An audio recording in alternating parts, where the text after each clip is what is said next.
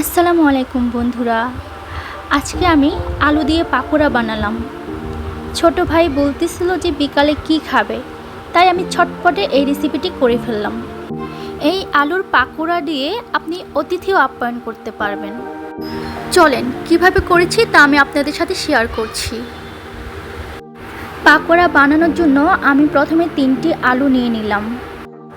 আলুর খোসাগুলো ছেড়ে আমি গ্রেটার দিয়ে গ্রেট করে নিচ্ছি।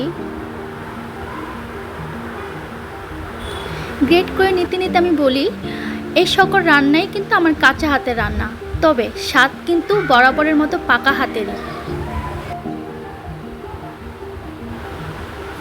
তারপর আমি আলুগুলোকে ভালোভাবে ধুয়ে নিচ্ছি। এর ফাঁকে আমি বলে দিচ্ছি যে আপনারা যদি আমার ভিডিওগুলো দেখে থাকেন তাহলে প্লিজ সাবস্ক্রাইব করবেন এবং লাইক কমেন্ট করতে ভুলবেন না।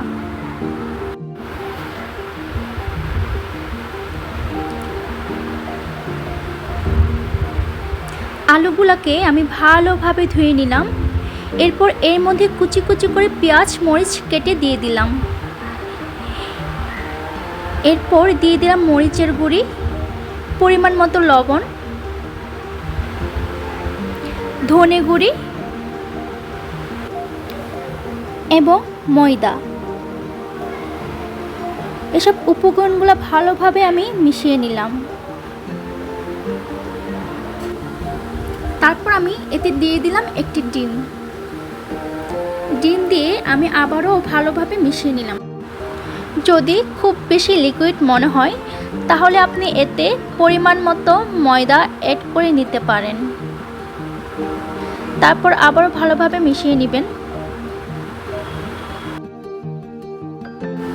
এবার চুলায় ফ্রাই প্যান বসিয়ে এতে তেল দিয়ে তেলগুলো গরম করে নেব মিডিয়াম আঁচে। তেল গরম না হওয়া পর্যন্ত অপেক্ষা করব। এরপর শেপ করে আমরা গরম গরম তেলে নাস্তাগুলো দিয়ে দিব।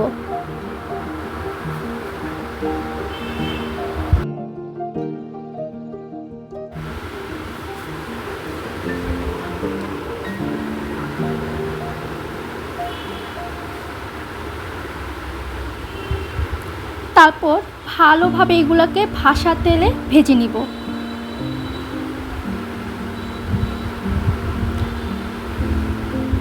একটু ওপিট এপিট করে ভেজে নিব।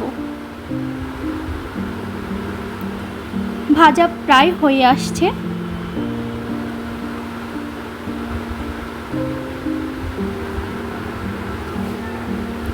হয়ে এসেছে আমার আলুর পাকোড়া।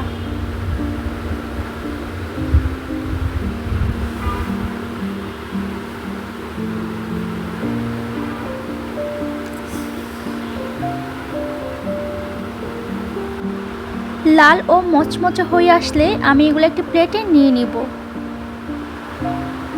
কি সুন্দর কালার এসেছে। এই তো বিকালের নাস্তা আলু পাকোড়া রেডি। এগুলো আমি সস দিয়ে পরিবেশন করলাম। কেমন হয়েছে সবাই জানাবেন।